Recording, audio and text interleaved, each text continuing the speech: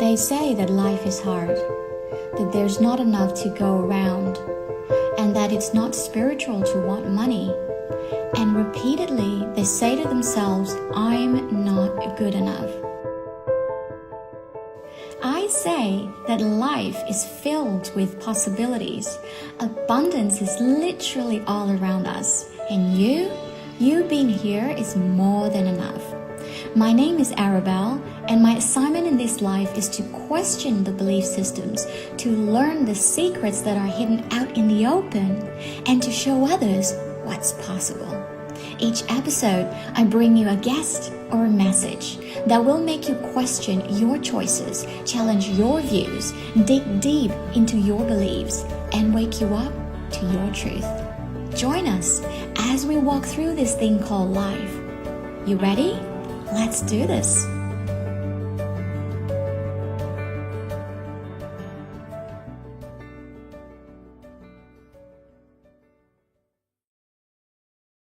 Welcome, Svenja. So very excited that you're here with me on this interview today. Thanks for having me. Me too. Yeah, beautiful. So before we start, I would like to ask you a question that I ask other mums, or I call them mumpreneurs as well, which is, how do you do so many things and achieve what you have achieved so far in your life with a child? How do you manage it all? I think that's the question every mom is asking. I don't think I manage it all, but I think the main thing is always prioritizing. And I realized throughout my journey, especially with my child, my son is going to be 10 this weekend, that it's all about prioritizing and prioritizing myself, not in a selfish way and without feeling selfish, but really knowing what is important, what do I need to do right now, and not getting distracted with all the little things and all the shiny things, which is sometimes a bit hard, but I think that's really the main key for me, prioritizing myself. And then either my son or my business, whatever is the right time to prioritize, and then go with it and really following my own path. That's something that I am learning right now. I have an 8-month-old, so I'm still sort of a new mum-ish, and I'm still learning so many things that I have never ever learned before. Like, one thing that I've been talking a lot about is the difference between structure and flows. Because for me, pre-baby, I thought that when you're in flow, there's no structure. When you have structure, there's no flow because it's rigid, right? Now, being a new mom, I'm learning to find that flow in structure because, like you said, prioritizing, time management, and also finding that little bits of time and to get productive to really create a life that we want to create. And that's something really new for me, but I'm actually loving it. Yeah, I think it's beautiful. I mean, firstly, kids, I think, are our greatest teachers. And the older they get, the more you will see that when they start talking. I mean, now my son is almost 10. I'm just sometimes so surprised at the things he said. And I thought, oh my God, you actually can start teaching me something. And that is so beautiful to see what they pick up.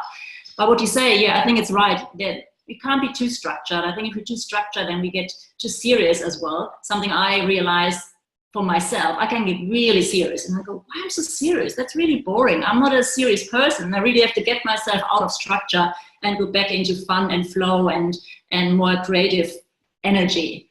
So I think it's really important to have both. So allowing ourselves to flow a little bit, be creative, and if something doesn't work out, well, then, sometimes my son just needs me, and then I have to stop working and just be with him, and that's okay then as well. Beautiful. Okay, so I already feel like I'm going to go tangents because I feel like there's so much golden nuggets in our conversation, but let's just go back a few steps and let's start with really introducing everyone who's watching or listening to this interview a little bit about your story, who you are, what you do, where you're from, and what you've been doing so far. Absolutely, my pleasure. So my name is Svenja. As you can probably hear, there's a bit of an accent. So I'm German, but I've been living in Australia for the last, I think it's 14 years now, and I'm absolutely loving it. Yeah, I'm a single mom for the last 8 years, but I must say I'm really lucky. I actually co-parent my son with his dad, so we still have a really good relationship. So I'm very lucky that I get a lot of support, so which is fantastic. I think my story, I believe we all are here to learn a certain lesson. And I think my life lesson has been to learn how to connect and how to feel. Because I realized at some point in my life that I was always positive, but I felt quite neutral. I was never super, super happy and never really, really sad. And I went through life like this. And at some point I said, that's really weird. Well, some people are so crazily happy or so extremely sad. Why can't I feel that? And when my relationship ended 8 years ago, so my son was only 2, that was when I really felt almost numb. I was like, okay, something has to change. And I promised myself and my son that I will teach him how to connect to himself, how to connect with others, and how to express his feeling. But obviously, by doing that, I have to do that for myself first. So my journey 10 years ago really started to learn how to connect to myself and how to connect with my feelings and then be able to express them. And I guess what that means is like getting to know myself. And this is, I see as my life lesson and my story. So yeah, that's who I am. Wow.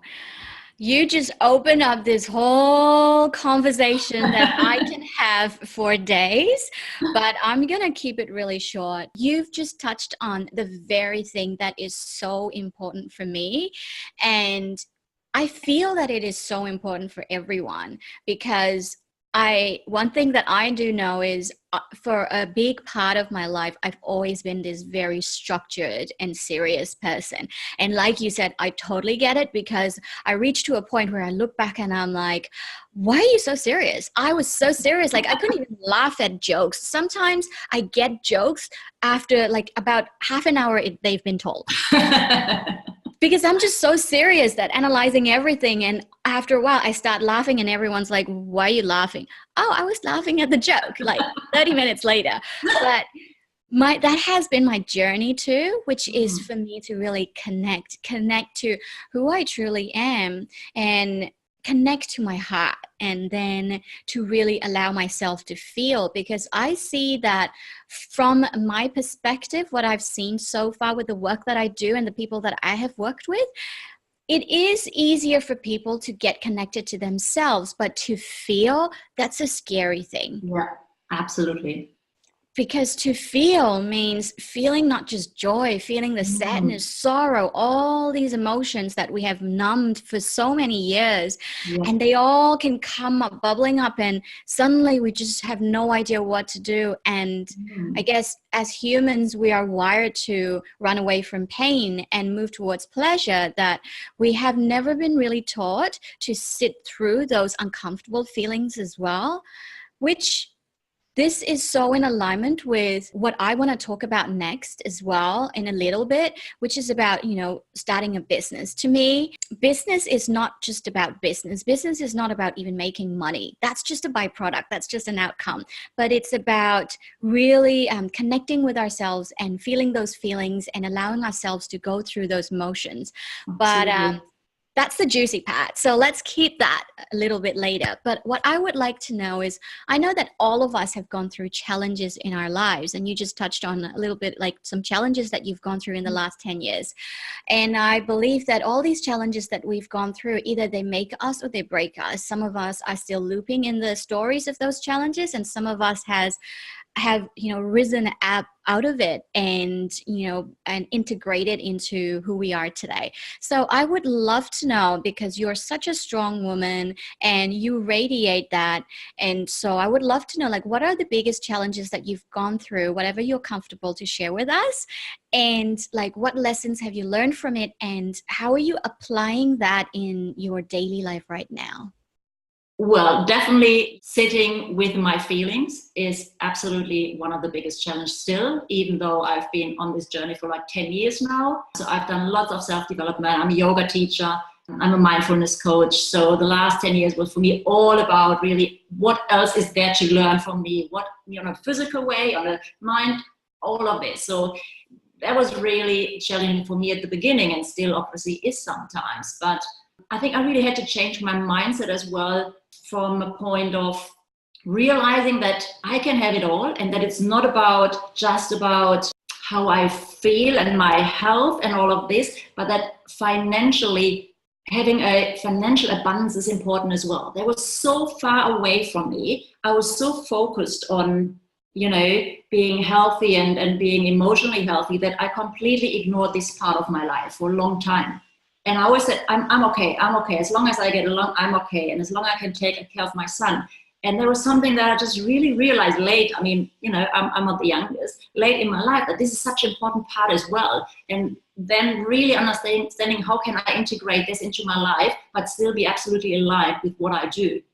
And that was really challenging, because that meant to sit down with my mindset and figuring out why all my life I ignored everything that has to do with money, everything that has to do with abundance.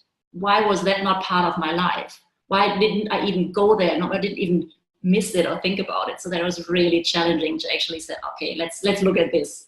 And I think the other part was everything with public speaking. So I had the belief that I'm not heard and I'm not seen. I know many people have that. I really had that big times. My brother is an opera singer, so he was not only loud, he was also seen, and he made himself seen all the time.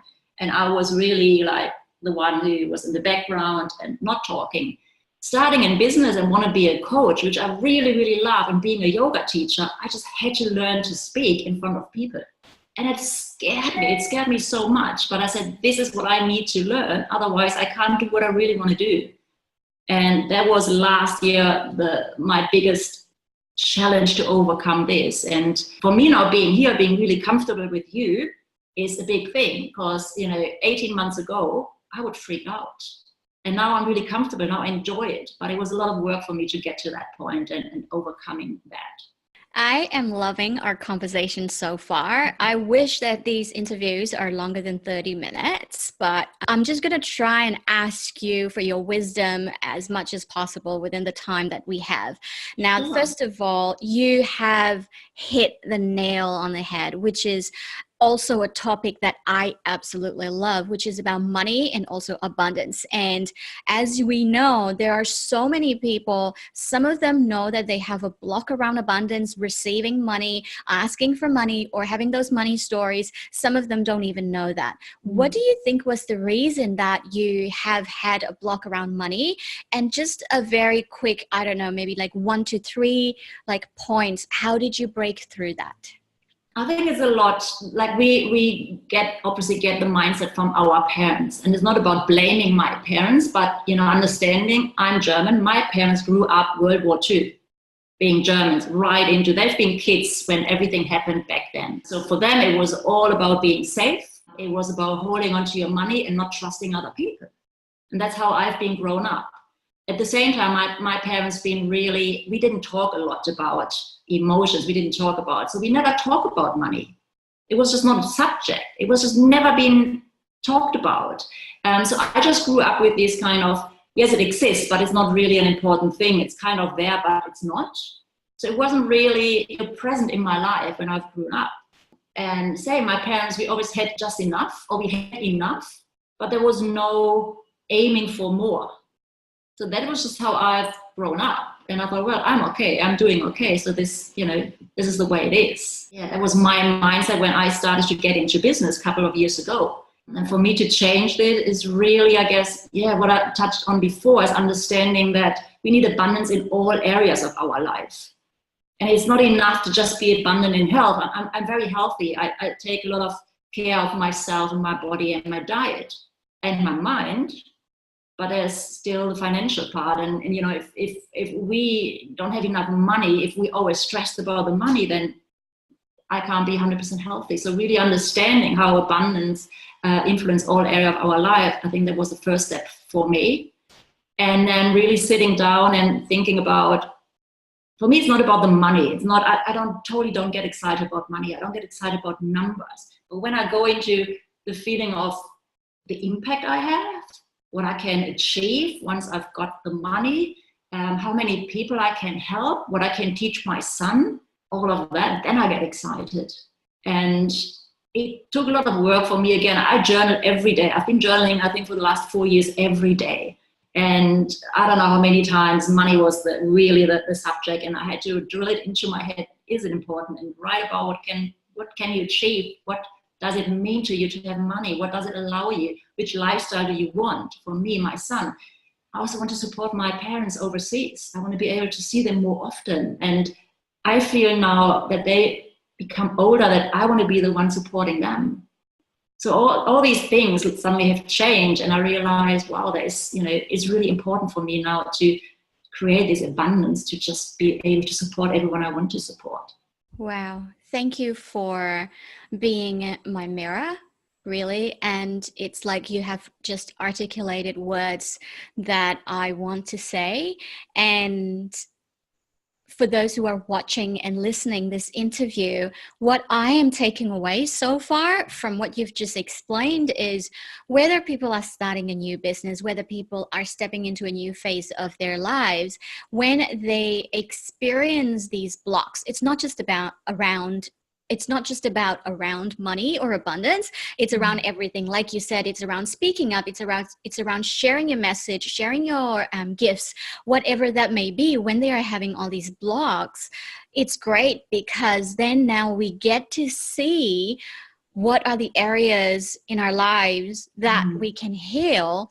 And then some of those, and most of the time, most of those are so deep, and it can go back to your childhood, like you just said, what you have learned from your parents. And again, they did what they know best at the time. Same thing for my parents as well. And not just parents, things that we have picked up along the way as we grow up. And so it's really about digging deep to understand all these things that we're experiencing right now, whether we have a fear of showing up on social media or going up on a stage and speaking, or even coming on an interview, or just being seen, whatever that may be. If there's something that's blocking us, it's actually time for us to dig deeper, whether we use journaling or whether we use mindfulness approach, whether we use whatever it works for them. It's to go dig deep. And then sometimes it can be a process over years. Sometimes it can be as quick as just like that. But for me, what I'm taking away is it's really important for us to dig deep if we're committed to our self-expansion, because this is the only way we can become the change that we want to see in the world. So what I would like to know now, obviously you are filled with wisdom, and I love everything that you're sharing. I love it. Now, I want to know, you've been in this business that we're part of for about, I believe, a little over 12 months now. 14 months, yes, that's right. 14 months, yes. So you've been in the business for 14 months. And then with that time, as a single mom with a child, and also as a yoga teacher, your life is full. But then you have built this business to a point where you have created these kind of results, to a certain level of results, a certain level of achievement. You now have a team, you are expanding. I would love to know, as a mompreneur, as a woman, and also as an entrepreneur, how do you manage everything, and what contributed to your success so far in this business? How do I manage? I think for me personally, my morning routine is the most important thing. So I get up 2 hours before my son gets up. And I spend 90 minutes every morning doing what is part of my routine, journaling, meditation, whatever is important for me. And this gets me in the right mindset for the rest of the day. If I miss that for any reason, I totally feel the difference. So if in the mornings my son is with me, I do everything at home. The days he's not with me, I go at swimming in the morning or at yoga in the morning. So I try to do as much things outside. But it's just really setting up my day in the right way. And that means for me having time to myself. And then the whole morning flows. There's no stress in our house. I'm just waking up, you have breakfast, I take him to school, and then I'm ready. I'm in the right mindset. And this is really, for me, the most important thing. And then I can't stress enough how important it is that we in our business have mentors. And I don't think I would have been able to do this business without my mentor. Just really having someone who is literally holding your hand all along the way, not just the first 3 weeks, not just pretending to be there until you're kind of okay, but really having someone on your side. I think this is the most incredible thing. And then seeing other people in the business being really successful, but also being very caring and really supportive and so generous with knowledge. So no one is hiding, everyone is sharing their experience. I think that is just absolutely beautiful that everyone can learn from everyone, and that we can then pass it on to the people we bring into the business. So, and I think the whole community feeling, I think that's one of the most beautiful thing in this business. It's so important for us to be in the environment that is vibing at the same frequency, so that we can witness what, the things that they're going through. Actually, I'm not the only one who's going through that. They're also going through that. So, okay, it's not so bad anymore. Or if we're feeling like, okay, I haven't really achieved the results that I want to achieve, but they're doing it, but they're just like me, then I can do it too. So it's really important to be in that environment. But now I would like to know, what are the specific 3 to 5 actionable steps that you have taken in order for you to take your business to this level in the last 14 months? I think I'm really coachable. Whatever my coach said to me, do this, I did. I never found an excuse. Nothing was too hard. It was literally, if she said, do this, I did it. And I didn't question it. And I now very, very, very early in my business said, no, go and do your first video. I almost died, because that was before, I overcome my fear of being sick. It was like, really? I mean, I'm only 3 weeks into the business. She said, yeah, you're ready. So I just did it. It was crap, but it doesn't matter. I did it. So being really coachable and really trusting that your mentor has your back. The other thing is your mindset, really working on your mindset. Nothing was too hard for me. When I realized, okay, I'm stuck, I feel like an onion in this business. I don't know how many layers I have peeled in the last 14 months. It's like next one. And this was how, okay, now do the videos, now let's do the lives. Now, really being open to everything that comes and taking it on and saying, okay, next challenge, that's very interesting, let's do it. Instead of being scared or saying, this is too hard, this is too painful. I just love all the experiences that I had in this business. And many of them, it took me longer than I thought to get where I am. I was really surprised. I thought, I'm a coach, I can do that. And I was realizing, wow, there's a lot more work, mindset for me to do, for me personally. Yeah, being coachable, not being afraid of doing the work, working on your mindset, and showing up for your team. Even if you don't have your own team yet, being there for your team. So I took on really early, I had a lot of trouble with Facebook at some point, so I learned the hard way a lot about technical stuff. And once I went through this whole issue, I actually started a group for my team where they could ask me technical questions for Facebook. So everything that I've learned, everything that was a struggle for me, I then took into the group and said, I learned, how can I help you with that? So making every struggle, the advantage of someone else. Yeah, and I guess otherwise just showing up every day in any way. And even the days you feel crap, there's something you can put out. And I think that's the most important thing. I feel like these interviews, for me, I'm doing my own version of Think and Grow Rich book, because I'm hearing very similarities in people who are successful. And one of the things that I'm seeing and witnessing and hearing, which you just touched on, is no excuse. Yeah. Yes, we can have excuses of why it's not going to work, why this, why that, but instead we just get to work and do it, whether it's being coachable or being obedient to our vision. And that's what I want to ask. You are so committed, and you are going, you're all into this. And this is not just this business. This business, I believe, is just a vehicle for you to create what you want to create in your life. But I want to know, I can feel that there's a drive behind why you do what you do. And that drive must be your vision and your why. So I would love to know, what is your why? Why are you doing all of these things? And what is your vision? I think it's really what I said at the beginning, what is my story? I want to encourage people to feel their feelings. I want to encourage people to connect with themselves, connect with their feelings, and then using those feelings. So I'm more interested in how you want to feel instead of what you want to achieve. So when people tell me their goals, I said, that sounds good, but how do you want to feel? Does this really give you the feeling, this feeling that you really need? Because most people, if you ask them, how do you want to feel? They don't even know. So for me, it's really this journey of connecting people to their feelings so they know what they really need, what they really need to be fulfilled. encouraging people to take the time and get to know themselves. Become your own best friend. Prioritize yourself. Don't feel selfish about it. And then create from that place.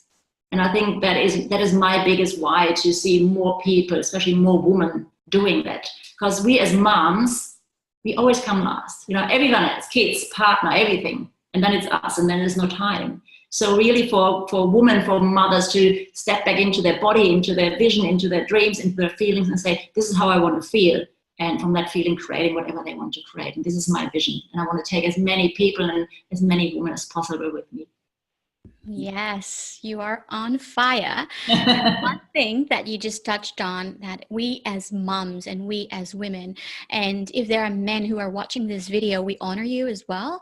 And the one thing that I have come to realize, and I have started to learn since I became a mom 8 months ago, is, you know, in the tribes, in those days, in the traditional ways, the mothers are the key to the change in their family, in their tribe, in their village, because they are it's not about matriarchy, but they are the ones who hold the key, because they are the ones who give life, right?